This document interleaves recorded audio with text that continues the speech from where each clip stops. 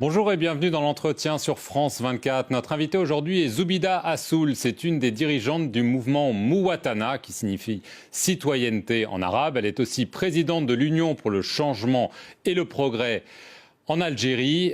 C'est une juriste, c'est aussi une des figures de proue du mouvement de contestation. Tout d'abord contre le 5e mandat du président Abdelaziz Bouteflika. Mais depuis un mois, c'est devenu une protestation contre le système Bouteflika. Merci à vous d'être avec nous en duplex depuis Alger. Bonsoir et merci pour votre invitation. Alors comme je le disais, ce mouvement a commencé contre le 5e mandat du président Bouteflika. Il a, à travers une lettre, renoncé à briguer ce 5e mandat. Il a reporté l'élection présidentielle sine die, promettant de remettre les pouvoirs suite à une conférence nationale et une révision de la Constitution. Cependant, le mouvement continue. Est-ce que pour vous, ce mouvement est irréversible jusqu'à la fin du système Bouteflika ? Écoutez, d'abord, ce n'est pas uniquement un mouvement, ce ne sont pas que des manifestations. C'est une révolution pacifique. Pourquoi révolution? Parce que l'ampleur du nombre d'Algériens et d'Algériennes, aussi bien en Algérie, dans toutes les régions du pays, mais aussi notre diaspora qui est à l'étranger, les Algériens résidant à l'étranger, dans la majorité des capitales étrangères. Donc, pour moi, je ne l'appelle pas, je ne l'appellerai pas, en tout cas pour ma part, des manifestations ni un mouvement. C'est beaucoup plus une révolution pacifique. De par son ampleur et puis deuxièmement de par les messages politiques clairs qui ont été scandés depuis le 22 février passé jusqu'à aujourd'hui et qui vont continuer à mon sens jusqu'à ce que ce pouvoir parte, en tout cas au moins les têtes qui ont dirigé le pays depuis quand même 20 ans qui sont là. Alors, comme vous le disiez, si c'est une révolution, généralement, ça finit par un changement de régime. Alors, il y a une date très claire dans le calendrier institutionnel algérien, c'est le 28 avril. C'est ce jour-là que se termine le 4e mandat du président Bouteflika. Est-ce que vous demandez que d'ici là, le président démissionne et qu'une transition soit engagée ? Écoutez, il ne s'agit même plus aujourd'hui de démission, encore moins de l'application de l'article 102 parce qu'il est caduc pour des raisons d'abord constitutionnelles et puis pour des raisons politiques. Les raisons constitutionnelles, c'est que le président, à travers son initiative unilatérale d'arrêter le processus électoral, d'ailleurs il l'a arrêté d'une manière qui ne correspond en aucun cas à la Constitution, ni encore moins à la loi électorale, puisqu'il a tout simplement pris un décret présidentiel qui retire le décret qui a convoqué le corps électoral. Donc moi, étant juriste, cette façon, c'est presque une tricherie, un mensonge d'État pour arrêter le processus. Mais en fait, l'objectif final de ce retrait de la convocation du corps électoral et de la décision du Conseil constitutionnel qui franchement, dans une décision tout à fait bizarre et qui ne répond en rien à la loi algérienne, à commencer par la Constitution, c'est de dire que les 21 candidatures à la présidentielle sont devenues sans objet dans une décision qui a été publiée dans le journal officiel algérien.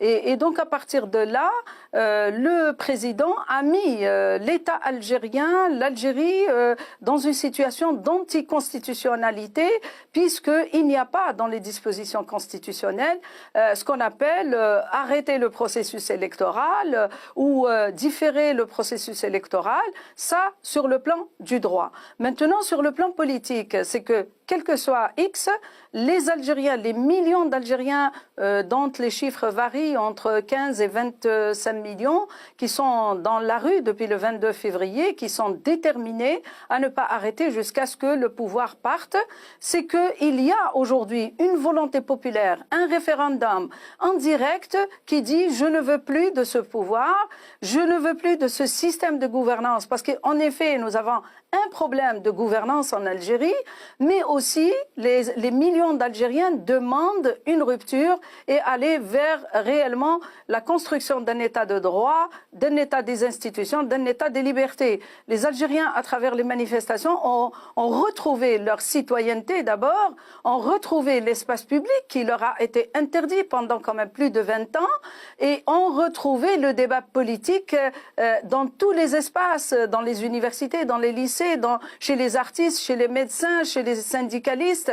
Et c'est une effervescence extraordinaire.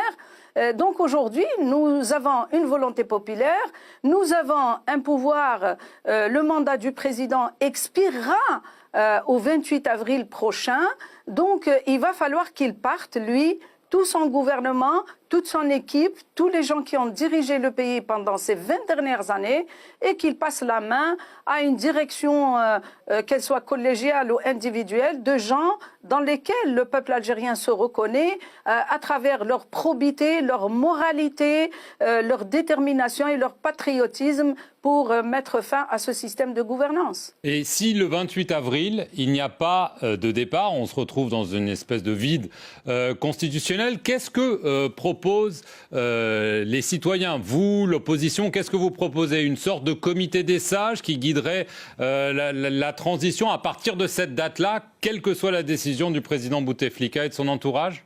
Absolument.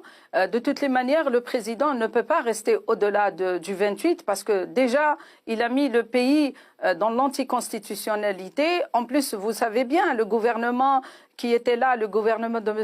Ouyaya, a démissionné. Certains ministres restent même dans leur poste alors que la constitution algérienne leur interdit à partir du moment où le Premier ministre remet la démission de son gouvernement. Aucun ministre n'a le droit ni d'occuper son poste de ministre, ni de rester dans les bureaux du ministère qu'il occupait, encore moins de prendre des décisions. Mais s'ils sont là encore le 28 avril, que se passe-t-il concrètement? Que se passe-t-il le 28 avril s'ils sont encore là? Vous les chassez? Écoutez,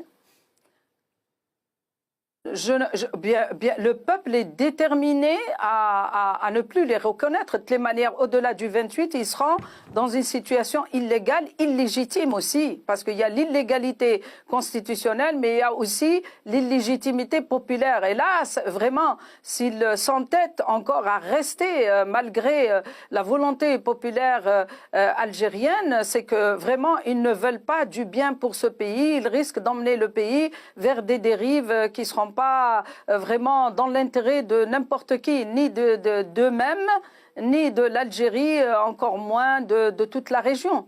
Alors, on a parlé pour la transition, si jamais elle se met en place, il y a certaines personnalités qui sont évoquées. On évoque par exemple le nom du général Lamine Zeroual, qui a été président entre 1995 et 1999, la date de l'arrivée précisément d'Abdelatif Bouteflika. Est-ce que c'est quelque chose que vous pourrez envisager, ou vous dites, lui fait partie aussi de cet ancien régime dont on ne veut plus, et donc il faut faire table rase et amener de nouvelles têtes de la société civile par exemple?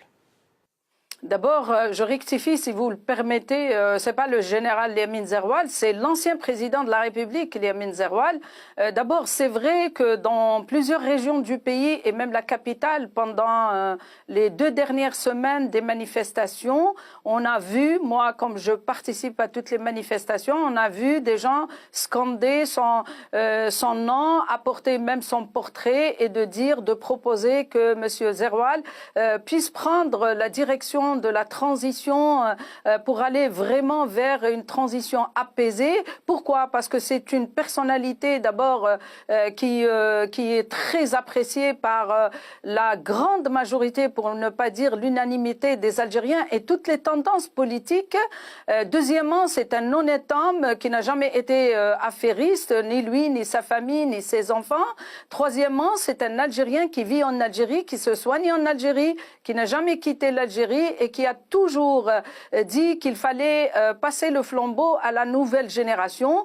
Mais comme la situation est très complexe en Algérie, il va falloir qu'il y ait une personnalité comme Monsieur Zeroual, qui est respecté aussi au sein de l'armée, parce que c'est un homme quand même qui a démissionné dans sa vie professionnelle à maintes reprises.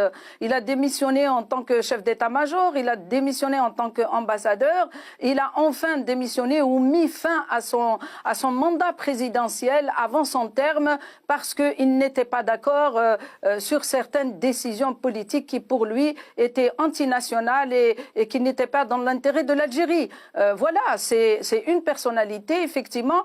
J'aimerais qu'il y ait des gens beaucoup plus propres que M. Zeroual, beaucoup plus engagés, mais ceci dit, il y a aussi l'émergence de beaucoup de personnalités de la société civile qui bénéficient d'un grand respect, une grande crédibilité. Peut-être qu'on pourrait imaginer une direction collégiale. Vous pourriez en faire partie. Mais l'essentiel dans tout ça, c'est que le peuple algérien... Je n'en sais rien. Moi, personnellement, ce qui m'intéresse, c'est que mon pays puisse aller de l'avant, qu'on puisse rompre avec ce système. Moi, ça fait 7 ans, en tant que chef de parti, que je milite pour cela. Je suis une femme du terrain, j'ai milité, je continue à militer jusqu'au bout, afin d'instaurer enfin l'état de droit et l'état des libertés, et surtout une bonne gouvernance qui puisse permettre aux nouvelles générations de vivre dignement dans leur pays. Merci beaucoup Zoubida Assoul d'avoir été avec nous depuis Alger. Nous allons continuer évidemment à suivre ce que vous appelez cette révolution pacifique en Algérie, ici sur France 24. Merci à vous. Restez sur notre antenne pour plus d'informations.